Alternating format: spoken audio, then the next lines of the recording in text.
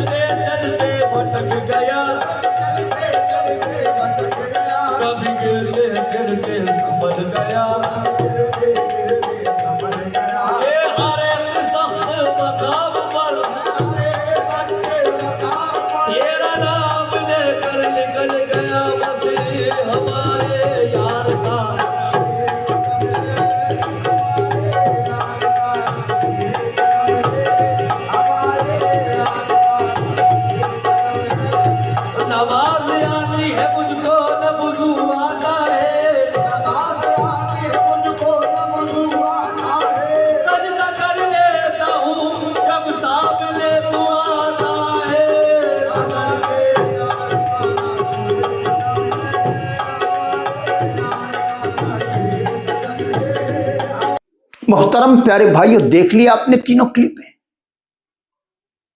بڑی دیانتداری، بڑی ایمانداری کے ساتھ بتائیے گا ان کلپ کو دیکھنے کے بعد آپ نے کیا سمجھا، آپ نے کیا سوچا؟ کیا یہی اسلام ہے؟ کیا یہی سنیت ہے؟ اگر آپ نے اس کو اسلام سمجھا ہے، آپ نے اگر اس کو سنیت سمجھی ہے، تو پھر آپ بہت بڑے دھوکے میں ہیں۔ میرے پیارے بھائیوں، یقین جانیں پیغمبر اسلام صلی اللہ علیہ وآلہ وسلم جو اسلام ہم تک لے کر آئے، وہ اسلام یہ نہیں ہے جو آپ ابھی دیکھ چکے۔ اسلام تو اس سے بہت آگے کی چیز ہے، سنیت اس سے بہت آگے کی چیز ہے۔ پیغمبر اسلام صلی اللہ علیہ وآلہ وسلم دنیا سے شرک و بدعت کی تعلیم کو مٹانے کے لیے آئے، دنیا سے شرک و بدعت مٹانے کے لیے آئے، اور یہاں تو شرک و بدعت پروسا جا رہا ہے۔ میرے پیارے بھائی، آپ نے محسوس کیا قوال نے کیا شعر پڑھا؟ نماز آتی ہے مجھ کو نہ وضو آتا ہے، نماز آتی ہے مجھ کو نہ وضو آتا ہے، سجدہ کر لیتا ہوں وہیں جس جگہ تو نظر آتا ہے۔ میرے پیارے بھائی، یہاں کس کو تو کہا جا رہا ہے؟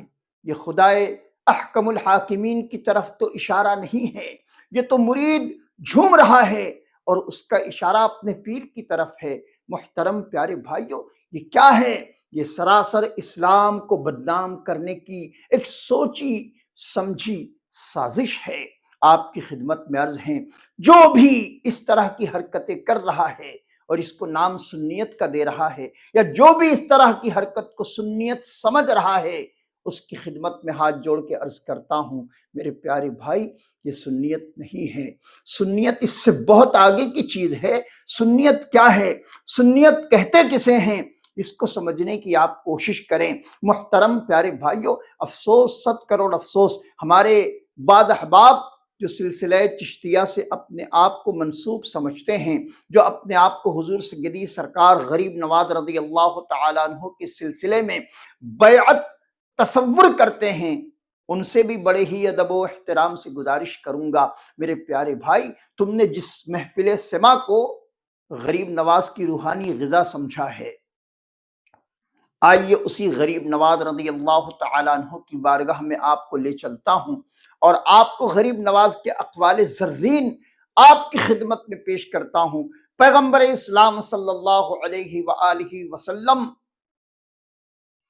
نے آخری خطبے میں ارشاد فرمایا، میں دنیا سے مزامیر کا خاتمہ کرنے کے لیے آیا، میں دنیا سے مزامیر کا خاتمہ کرنے کے لیے آیا۔ اور جو لوگ اپنے آپ کو غریب نواز کے سلسلے میں بیعت تصور کرتے ہیں، ان کا یہ کہنا کہ محفل سما حضور سیدی سرکار غریب نواز کی روحانی غذا ہے، میرے پیارے بھائی، ایک طرف تو ہم غریب نواز کے متعلق اپنا یہ اعتقاد رکھیں کہ غریب نواز عطائے رسول ہے، غریب نواز عطائے رسول ہے، اس میں بھی کوئی دو رائے نہیں۔ میرا بھی اپنا یہ اعتقاد ہے کہ حضور سیدی سرکار غریب نواز بے شک عطائے رسول ہے، رسول اللہ کی عطا ہے۔ اور محترم پیارے بھائیو، یقیناً رسول اللہ کی عطا ہے، تبھی غریب نواز کے ہاتھوں 90 لاکھ غیر مسلموں نے اسلام کا کلمہ پڑھا۔ رسول اللہ کی عطا نہ ہوتی تو غریب نواز کے ہاتھوں اتنا بڑا لشکر جرار اسلام میں داخل نہ ہوتا۔ بے شک غریب نواز رسول اللہ کی عطا ہے، لیکن میرے پیارے بھائی، سرکار علیہ السلام نے اپنے آخری خطبے میں ارشاد فرمایا، میں دنیا سے مزامیر کا خاتمہ کرنے کے لیے آیا۔ سرکار اگر دنیا سے مزامیر کا خاتمہ کرنے کے لیے آئے ہیں تو غریب نواز تو عطائے رسول ہے، جب سرکار خاتمہ کرنے کے لیے آئے ہیں تو عطائے رسول لے کر کیسے آ گئے؟ میرے پیارے بھائی، یہ سراسر دھوکہ ہے۔ آپ کی خدمت میں عرض کرتا ہوں، غریب نواز کہ آپ پوری زندگی اٹھا کر دیکھیں، غریب نواز نے محفل سما کرائی تھی یا نہیں کرائی تھی، اس پر میں اس وقت کوئی کلام نہیں کروں گا۔ میں نے صرف آپ کے سامنے تمہیدی کلمات رکھے ہیں تاکہ آپ ان کو سمجھ کر، ان کو سن کر غریب نواز کے تعلق سے اپنے اعتقادات ٹھیک کر لیں۔ بے شک غریب نواز عطائے رسول ہیں، اور سرکار علیہ السلام دنیا سے مزامیر کا خاتمہ کرنے کے لیے آئے ہیں۔ جب سرکار دنیا سے خاتمہ کرنے کے لیے آئے ہیں تو غریب نواز تو عطائے رسول ہیں، لے کر کیسے آ گئے؟ میرے پیارے بھائی، یہ شیطان کی بہت بڑی چال ہے، اور اس چال سے اس نے نہ جانے کتنوں کو اپنے دام فریب میں لے کر گمراہ کر دیا ہے۔ میرے پیارے بھائی، محفل سما آپ نے کبھی سنی ہے؟ محفل سما میں کیا ہوتا ہے؟ آئیے میں آپ کو پریکٹیکل کر کے دکھاؤں تاکہ آپ محفل سما جو اس وقت رائج ہے، میں محفل سما کے تعلق سے کچھ بھی کہنا نہیں چاہتا، لیکن اس وقت جس کو محفل سما کا ہم نے نام دیا ہوا ہے، اس محفل سما میں کیا ہوتا ہے؟ مزامیر ہوتا ہے، سارنگی ہوتی ہے، طبلہ ہوتا ہے، ڈھول ہوتا ہے، اور نہ جانے کیا کیا ہوتا ہے۔ محترم پیارے بھائیو، آپ ذرا تصور کی دنیا میں آئیں اور یوں سمجھیں کہ ہم کسی محفل سما میں شریک ہیں۔ آپ نے دیکھا ہوگا جب محفل سما شروع ہوتی ہے تو قوال اس سے پہلے کہ کوئی کلام پڑھنا شروع کرے، وہ اپنے سارنگی اور طبلے اور ڈھول وغیرہ ان تمام آلات موسیقی کو چیک کرتا ہے، اور اس کے بعد کچھ دیر یوں ہی کورس کیا جاتا ہے۔ محترم پیارے بھائیو، جیسے ہی وہ کورس کیا جاتا ہے اور مزامیر پر قوال اپنا ہاتھ رکھتا ہے اور مزامیر کو چیک کرتا ہے، آپ ان تمام چیزوں پر توجہ کریں۔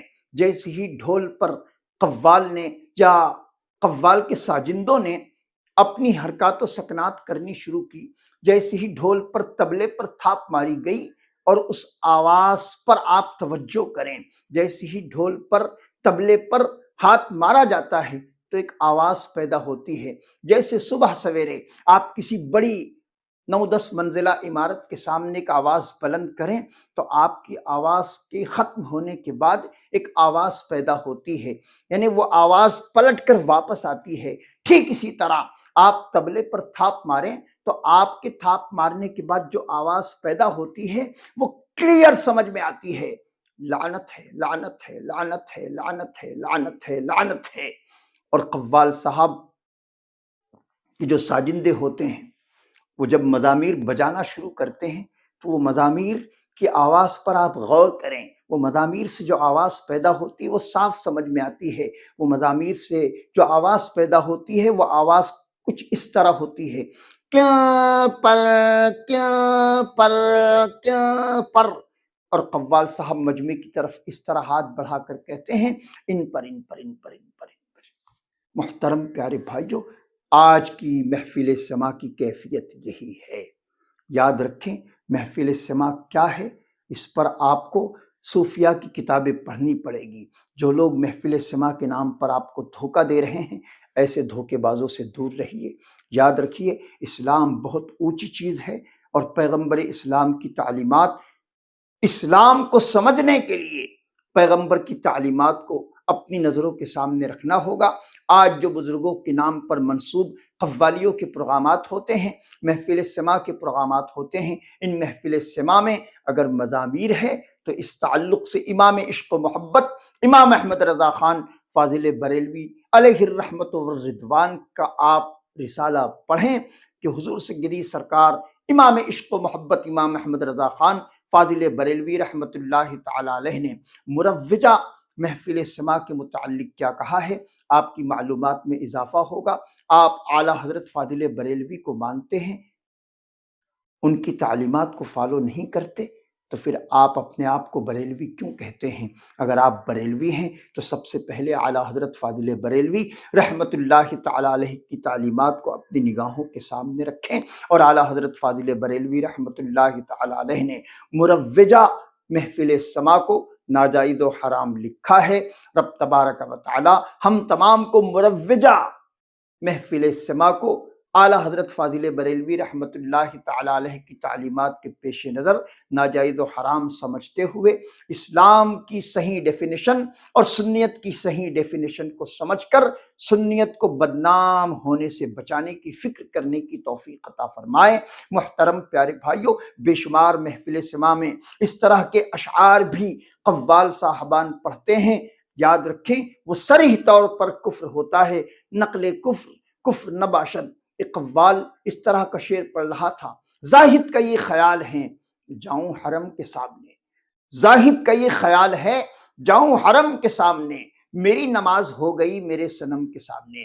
جائیے مفتیان کرام کی بارگاہ میں اور اس شعر کی تشریح کروائیں اور اس کے متعلق احکام شرع معلوم کریں۔ یقین جانیں اس شعر کو سننے کے بعد مفتیان اسلام جن کو آخرت کی فکر ہوگی وہ یقیناً آپ کو واضح طور پر شریعت کا حکم بیان کرتے ہوئے نظر آئیں گے کہ ایسا شعر جس میں پیر کو خدا سے تعبیر کیا جائے یقیناً یہ شرک ہے۔ رب تبارک و تعالی اس طرح کے شرک و بدعات سے ہم تمام کی حفاظت فرمائیں، اور سنیت میں اس طرح کے معاملات اگر ہو گئے ہیں تو بڑے پیار سے بڑی محبت سے ان تمام خرافات کا ہم تمام کو مل کر خاتمہ کرنے کی توفیق عطا فرمائیں۔